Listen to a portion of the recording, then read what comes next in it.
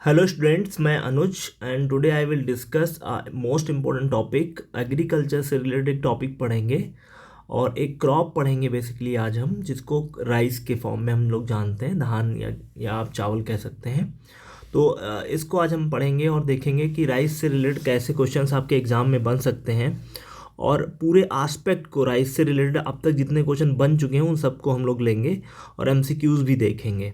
तो पहला अगर हम राइस की बात करें तो आप जानते हैं कि भारत की प्रमुख फसलों में से ये आती है और सेकंड नंबर पे आपका गेहूं आता है। अगर हम बात करें वर्ल्ड लेवल पे तो सबसे पहले हम वर्ल्ड लेवल पर देखेंगे कि इसका क्या जो है आपका एस्पेक्ट है। तो सारे डायमेंशंस को हम क्लियर करते हुए राइस को देखेंगे। तो देखिए यहाँ पे हम राइस की अगर बात करें तो आप जानते हैं, जैसे ये फैक्ट है कि भाई चाइना जो है वो मैक्स प्रोडक्शन करता है राइस का एरिया के हिसाब से, और इसका जो एरिया जो चाइना का जो क्षेत्र है वो कौन सा क्षेत्र है।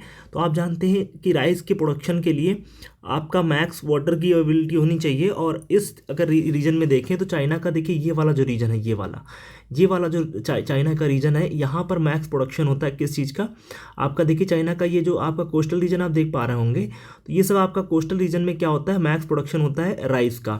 तो ये जो रीजन है चाइना का जहाँ पे प्रोडक्शन हो रहा है किसका, राइस का, तो ये इस क्षेत्र को क्या कहते हैं, देखिए यहाँ पे लिखा हुआ है यांग त्सी क्यांग सिक्यांग और जेचवान, है ना, जेचवान बेसिन। जेचवान बेसिन 2-3-4 बार आपके एग्जाम में आ चुका है, जिसको हम लोग जेचवान जो प्रोविंस कहते हैं। जेचवान प्रोविंस बहुत ही इंपॉर्टेंट है राइस के प्रोडक्शन के लिए, खासकर चाइना में।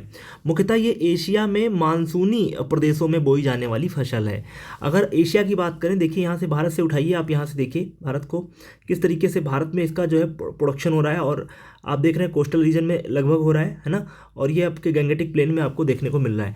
और इधर देखिए आप इंडोनेशिया में आ जाएंगे तो ये वाला पूरा एरिया आपका क्या है, चावल के प्रोडक्शन से आपका भरा हुआ है। देखिए यहाँ पे पूरा जापान में भी आप देख रहे हैं फिर कि चावल आपका प्रोडक्शन हो रहा है, ठीक है। तो ये सब प्रोडक्शन वाले एरिया हैं जहाँ पे चावल का प्रोडक्शन होता है। अगर हम बात करें India have the second position in the production of rice. Rice के प्रोडक्शन में इंडिया सेकंड रैंक रखता है, हम जानते हैं। और इंडिया चावल की फसल के अंतर्गत मैक्स विश्व में सर्वाधिक क्षेत्र यानी 46.40 मिलियन हेक्टेयर इतना एरिया पर क्या होता है, भारत में सबसे ज़्यादा एरिया पर क्या होता है, चावल का प्रोडक्शन होता है। अगर नोट की बात करें हम तो नोट देखिए टॉप 3 कंट्रीज के बारे में देखेंगे जो प्रोड्यूसिंग है सबसे टॉप पर आपके राइस के प्रोडक्शन में।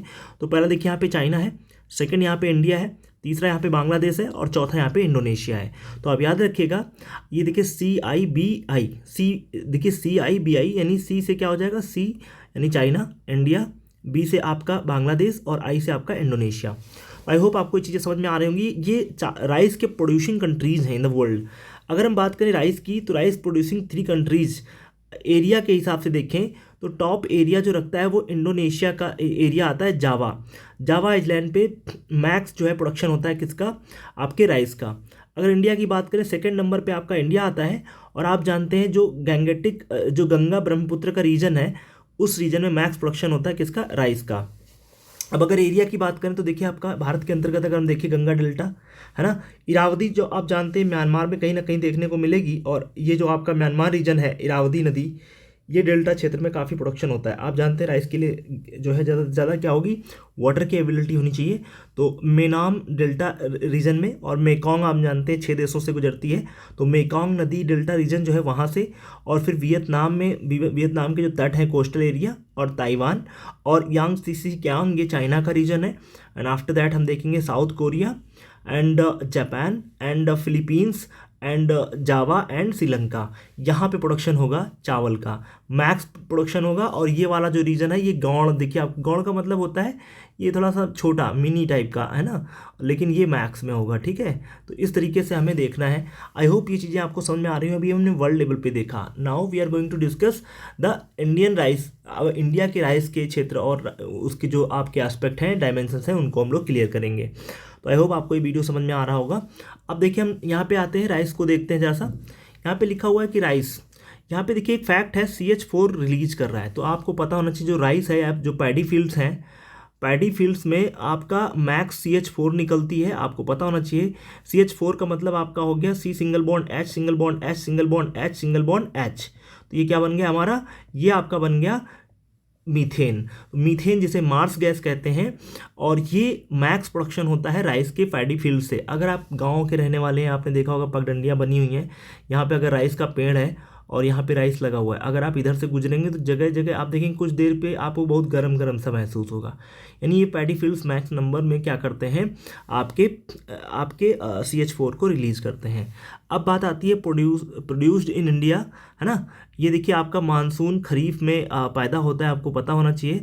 राइस प्लांट डिजीज़ जो है वो क्या है, बैक्टीरियल डिजीज हो सकती हैं। जैसे एक होता है लीफ ब्लाइट, तो लीफ ब्लाइट में क्या होता है, बैक्टीरियल डिजीज है। Leaf turn into yellow and die, देखो येलो हो जाती हैं और मर जाती हैं। ब्लास्ट होता है जो कि आपको पता है फंगल डिजीज है एक प्रकार की। ये आया भी है क्वेश्चन कि जो है जो आपका धान का जो झुलसा रोग है, झुलसा को ब्लास्ट इंग्लिश में कहते हैं, और ये फंगस एक प्रकार की फंगल डिजीज है ना, फंगई है। और फिर देखिए ब्राउन स्पॉट डिजीज की बात करें, और आगे आगे हम लोग देखते हैं शीत ब्लाइट। ये सब डिजीज हैं जो आपके धान के प्लांट में होती हैं या आपके पैडी फील्ड्स में होते हैं। अब हम बात करेंगे रिलेटेड टू फैक्ट्स, कुछ फैक्ट्स। देखिए पहला पॉइंट गोल्डन राइस की बात आती है। अब ये गोल्डन राइस क्या है, बात आती है गोल्डन राइस की, तो याद रखिएगा जो गोल्डन राइस है ये फोर्टिफिकेशन होता है। जब चावल का फोर्टिफिकेशन क्या होता है, याद रखिएगा जो फोर्टिफिकेशन होता है ये क्या वाला है, फोर्टिफिकेशन। तो फोर्टिफिकेशन क्या होता है, किसी भी चीज़ को जेनेटिकली जब हम मॉडिफाई करते हैं और उसमें किसी विटामिन्स या फिर कोई प्रोटीन वगैरह को बढ़ा देते हैं, तो जो जेनेटिकली मॉडिफाइड आपके जो राइस का बीज है वो गोल्डन राइस है, जिसमें विटामिन ए जो है आपका पाया जाता है। विटामिन ए की मात्रा होती है अधिक, है ना। और बेसिकली अगर हम बात करें इस राइस में तो बीटा कैरोटीन पाया जाता है। क्या पाया जाता है, बीटा कैरोटीन। तो बीटा कैरोटीन बढ़ाया गया है। अब देखिए फोर्टिफाइड में क्या होता है, जैसे आप जानते हैं विश्व की जो जनसंख्या है वो क्या है कि आपकी भोजन तो पा रही है लेकिन वो उसको न्यूट्रिशन नहीं मिल रहा है। यानी एक होता है कि आपने चावल लिया एक, है ना, और चावल और दाल आपने खा ली। अब आप हो सकता है प्रोटीन पा रहे हो लेकिन जो कार्बोहाइड्रेट है उतना उस चावल में नहीं है, या उसको पॉलिश कर दिया गया है तो वो उसकी जो कार्बोहाइड्रेट की मात्रा है वो कम हो गई। तो कहने का मतलब ये फोर्टिफिकेशन नहीं हुआ है, और कम आप चीज़ें खा करके और एक जो डाइट वाला आपका फूड है वो प्रोवाइड करने के लिए आप जानते हैं इंटरनेशनल राइस रिसर्च इंस्टीट्यूट है जो बेसिकली पड़ता है आपका मनीला में, जो कैपिटल है फिलीपाइंस की, ठीक है, फिलीपींस की कैपिटल है मनीला में, इसका हेडक्वार्टर है। और इसके अंतर्गत बिल एंड मिलिंडा गेट्स जो फाउंडेशन है उसने सपोर्ट किया, और इसने क्या किया कि जो फोर्टिफिकेशन होता है चावल का उसको फोर्टिफिकेशन की बात की। और देखिए यहाँ पे लिखा है वैरायटी ऑफ राइस है produce through the genetic engineering, है ना, टू जो है आपका रिलीज करता है क्या, बायोसिंथेसिस करते हैं इसका, बीटा कैरोटीन जो है आपको प्रोड्यूस करते हैं, और प्रीकर्सर ऑफ विटामिन ए, है ना, and it's is fortified food, है ना, बीटा कैरोटीन इसमें देखने को मिलता है। तो कहने का मतलब ये है जैसे जो गरीब देश हैं जिनके यहाँ भुखमरी है या उनको भोजन तो मिल रहा है लेकिन डाइट नहीं मिल रही, उस डाइट को ख़त्म करने, मतलब जो डाइट कम है बच्चों को स्टंटिंग की प्रॉब्लम हो जाती है तो उसको रिड्यूस करने के लिए, कम करने के लिए, जैसे बुरुंडी है, आपके देख रहे हैं जो छोटे छोटे गरीब देश हैं वहाँ पे इस तरीके की चावल की जो है अवेलेबिलिटी बढ़ा करके वहाँ की भुखमरी को दूर करने का मेन काम जो है करने का एक प्रयास है, जो कि ये जो bills and Melinda Gates foundation ने किया। और इसके देखिए इसके जो है कहते हैं कि जो गोल्डन राइस है इसके क्या है एक प्रकार के डिसएडवांटेज भी हैं। तो वो सम इन्वायरमेंटलिस्ट, देखिए यहाँ पे लिखा हुआ है सम इन्वायरमेंटलिस्ट एंड जो है एंटी ग्लोबलाइजेशन एक्टिविस्ट जो होते हैं वे एलिगिंग रिस्क रिगार्डिंग द बायोडाइवर्सिटी, वो कहते हैं कि जो फोर्टिफिकेशन होता है गोल्डन राइस का जेनेटिकली, ये कहीं ना कहीं एंटी जो है आपका है क्या है एक प्रकार से ग्लोबलाइजेशन का शिकार हो जाएंगे लोग, तो इससे क्या है प्रॉब्लम्स क्रिएट हो सकती हैं, बायोडाइवर्सिटी को खतरा हो सकता है, तो वो लोग इसका विरोध भी करते हैं। अब बात करते हैं नोट की। देखिए स्टबल बर्निंग एक बहुत बड़ी प्रॉब्लम बनी हुई है इंडिया के क्षेत्र में, खासकर NCR रीजन जो हमारा है, नेशनल कैपिटल रीजन, जो आपके हरियाणा और जो बेसिकली पंजाब के जो किसान हैं वो राइस का प्रोडक्शन खूब करते हैं। जैसा कि आपको पता होगा जब 1960 का दौर था और भारत में जब आपका जो MS स्वामीनाथन जी मैक्सिको से जा करके सीख करके और US बेस्ड संस्थाओं से सीख करके उन्होंने इंडिया में आकर के जब इंट्रोड्यूस किया किसको, आपके ग्रीन रिवॉल्यूशन को। तो ग्रीन रिवॉल्यूशन जब इंडिया में आई तो क्या हुआ कि हमने हाथों हाथ इसको लिया और उसमें जो मेन आपका जो प्रोडक्शन हो रहा था वो आपका चावल और गेहूं का ही हो रहा था। इसलिए कहते हैं कि कहीं ना कहीं वेस्टर्न यूपी जो है वो ज़्यादा समृद्धशाली हो गया और खासकर जो एनसीआर से लगे हुए आप देखेंगे जो हरियाणा के जो आपके बेसिकली किसान हैं, तो वो क्या करते हैं कि पैडी फील्ड्स होने के बाद प्लांट्स को आग लगा देते हैं, जिससे एनसीआर रीजन में जो आपके धुआं है वो बढ़ जाता है, और उसकी वजह से एक एनसीआर में क्या होता है, आपका ऑक्सीजन लेवल कम हो जाता है और वहाँ पे वेरियस टाइप्स ऑफ डिजीजेज आते हैं, जो कि सीपीसीबी अपनी रिपोर्ट देता रहता है। तो ये एक प्रॉब्लम बनी हुई है स्टबल बर्निंग की। और अब हम देखते हैं नेक्स्ट, यहाँ पे लिखा है certain district like Punjab and Haryana. तो ये एक इशू है। तो आई होप आपको ये चीज़ें समझ में आ रही होंगी, और हम अब आगे बढ़ेंगे और आगे देखेंगे। अब अगर राइस की बात करें तो राइस में देखिए, राइस में लिखा हुआ है ग्रामीणी कुल का उष्णकटिबंधीय फसल है। अगर बात करें top 3 states in India which max produce, है ना, वो मैक्स प्रोड्यूस करते हैं किसको, राइस को, तो वेस्ट बंगाल टॉप पे आता है। जैसा आप जानते हैं जो गंगा है, गंगटिक जो आपका प्लेन गंगा जो अपना डेल्टा बनाती है, और ब्रह्मपुत्रा, ये देखिए ब्रह्मपुत्रा आ रही है, और ये आपका उत्तरकाशी से निकल के गंगा आ रही है। तो ये लोग क्या करते हैं, आपका यहाँ पे आपका डेल्टा बनाते हैं, सुंदरबन का डेल्टा। तो इस रीजन में वेस्ट बंगाल में मैक्स जो है आपका प्रोडक्शन होता है किसका, धान का। तो वही कहते हैं कि देखिए अब वेस्ट बंगाल टॉप पे है, और यूपी, और फिर उसके बाद आपका थर्ड पे पंजाब। भौगोलिक दशाओं की बात करें कि जियोग्राफिकल कंडीशंस क्या होती हैं आपके किसके प्रोडक्शन के लिए, राइस के प्रोडक्शन के लिए। तो पहला देखिए यहाँ पे लिखा हुआ है चिकनी उपजाऊ मिट्टी होनी चाहिए, है ना। फिर क्या है, गर्म जलवायु होनी चाहिए, 75 से 200 सेंटीमीटर तक की वर्षा होनी चाहिए, and average temperature should be 21 to 37 degree Celsius. इतना टेम्परेचर होना चाहिए राइस के प्रोडक्शन के लिए। ये बात किसके रिगार्डिंग हो रही है, इंडिया के रिगार्डिंग हो रही है।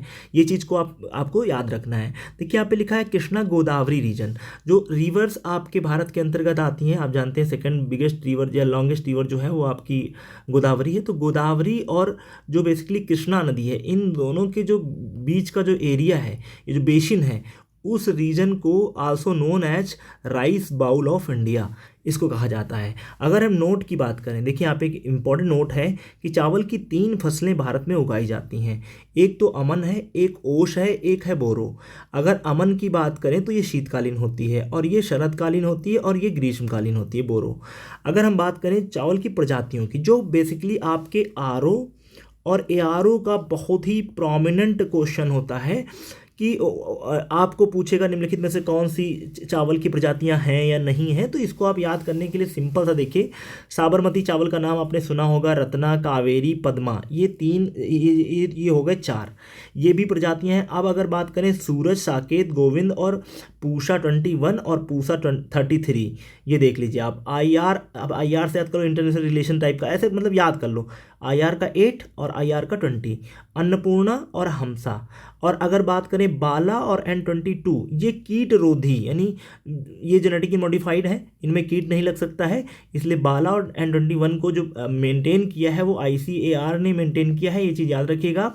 तो आई होप आपको ये चीज़ें समझ में आ रही होंगी। अब हम आगे बढ़ेंगे। Now we are going to discuss the next thing which is most important, like rice के बारे में अगर हम बात करें, इसका हेडक्वार्टर मनीला में है। देखिए यहाँ पे लोग फंसेंगे, कैसे फंसेंगे, देखिए सब लोग जानते हैं कि IRRI यानी international rice research institute foundation, इसका 1960 में हुआ है। कैसे याद करोगे, 1960 में ही इंडस जो रिवर है, वाटर ट्रीटी हुई है between India and Pakistan with the help of World Bank. Are you getting मी?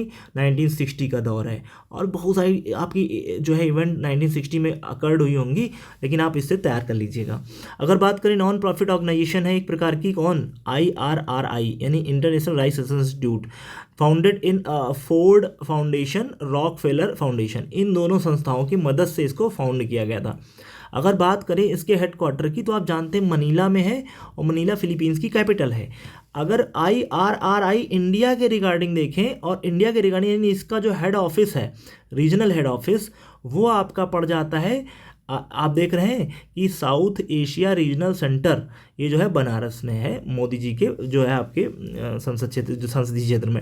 अब अगर हम बात करें ICAR जो आपकी संस्था है, Indian council of agriculture research, इसके द्वारा Indian institute of rice research कहाँ है, अगर क्वेश्चन पूछ ले, 90% लोग सर कटक लगा के चले आएंगे। क्यों? क्योंकि उन्होंने ये ध्यान नहीं दिया। ये पूछ रहा है Indian institute of rice research, जो कि हैदराबाद तेलंगाना में है। लेकिन एक चीज़ याद रखिएगा, अगर ये पूछ ले कि सेंट्रल राइस रिसर्च इंस्टीट्यूट, अगर केंद्रीय धान अनुसंधान केंद्र पूछेगा या संस्थान पूछेगा तो कटक उड़ीसा लगाना है, जहाँ पे कौन पैदा हुआ था, आपके बेसिकली सुभाष चंद्र बोस। तो इस तरीके से आपको समझना है। और ये फाउंड हुआ था कब, देखिए 1946 में उड़ीसा कटक में फाउंड हुआ था। ये बहुत ही इंपॉर्टेंट फैक्ट है, इसको याद रखिएगा। अब बात करें हम काला नमक चावल की, तो चावल में बहुत सारी वैरायटीज़ होती हैं। एक काला नमक चावल है जो बेसिकली आपका उत्तर प्रदेश, और आप देख रहे हैं ये काला नमक चावल है, ये काला नमक चावल है, ठीक। आप इस तरीके से देख पा रहे होंगे, ये आपके काला नमक चावल की वैरायटीज़ हैं। काला नमक चावल की अगर बात करें तो ये काफ़ी इंपॉर्टेंट टॉपिक हो जाता है, किसके लिए, जब आपका बेसिकली काला नमक चावल को जीआई टैग मिलता है। और चूंकि ये अपने यूपी का है सो इसलिए और भी इम्पोर्टेंट हो जाता है। काला नमक चावल की बात करें, important district of UP where it is produced, like Siddharth Nagar main है, संत कबीर नगर, महाराजगंज। देखिए आप इस बात को समझिए, यूपी का जो आपके 7 ज़िले बेसिकली टच करते हैं किससे, नेपाल से। इनमें से मोस्टली ढेर सारे ज़िलों में ये पाया जाता है, तराई बेल्ट में बेसिकली होता है। अगर हम बात करें इस राइस की, काला नमक चावल की, तो इंडिया और नेपाल में मिलता है। लेकिन अगर हम बात करें महाराजगंज और ये सिद्धार्थनगर और संत कबीर नगर, यहाँ पर भी होता है। अगर ये बहुत पुराना आपका है, लगभग 600 BC से ये प्रोड्यूस हो रहा है। ये कैसे पता चला, देखिए cultivation since Buddha period, Buddha के पीरियड से चल रहा है। और कहते हैं कि चाइनीज जो आपका ट्रेवलर था जिसका नाम फाहियान था, उसने अपनी बुक में इस राइस के बारे में चर्चा करी है, ठीक है। नाउ अगर हम देखें एरिया सोन कहाँ पे, किस एरिया में इसको सोन किया जाता है, तो कपिलवस्तु नेपाल तराई रीजन में इसको सोन किया जाता है, बोया जाता है। ईस्टर्न यूपी है known as black pearl, eastern UP में इसको काला हीरे के नाम से जानते हैं, है ना। डायमंड नहीं, पर्ल का मतलब मोती, मोती, ब्लैक पर्ल के नाम से जानते हैं। अगर बात करें 2012 में जो है इसको काला नमक को जीआई टैग मिला था, जियोग्राफिकल इंडिकेशंस मिल गया था 2012 में। तो 1 डिस्ट्रिक्ट 1 प्रोडक्ट के तहत भी इसको शामिल किया गया है। जैसा कि आपको पता है सन 2018 में जो है 1 डिस्ट्रिक्ट 1 प्रोडक्ट भारत यूपी में लगा था, वन नेशन 1 प्रोडक्ट नहीं, 1 डिस्ट्रिक्ट ODOP, है ना। ये कॉन्सेप्ट जो है बेसिकली आप जानते हैं कहाँ का है, तो इस तरीके से जापान का कॉन्सेप्ट है, यहाँ पे प्रोड्यूस हुआ, इंडिया में आप देख रहे हैं यूपी में आपका लागू है। तो इस तरीके से आप इस चीज़ को समझ पा रहे होंगे। अब हम लोग थोड़ा सा आगे बढ़ेंगे और नेक्स्ट पॉइंट देखेंगे, अगला जो पॉइंट बनता है उसको देखेंगे। अब आती है बासमती चावल की बात। तो बासमती चावल क्या है, आप जैसा कि फिगर में देख पा रहे होंगे, ये बासमती चावल है। पकने के बाद ये काफ़ी लंबा हो जाता है और पकने से पहले कम लंबा होता है। अगर हम बात करें बासमती चावल की, तो इसको भी जीआई टैग मिला हुआ है। साथ में इसको जो है आपका हमें इसका पेटेंट भी मिला हुआ है बासमती चावल का। और ये एक बैटल हुआ था पेटेंट इसको लेकर के, एक कंपनी थी बेसिकली US टेक।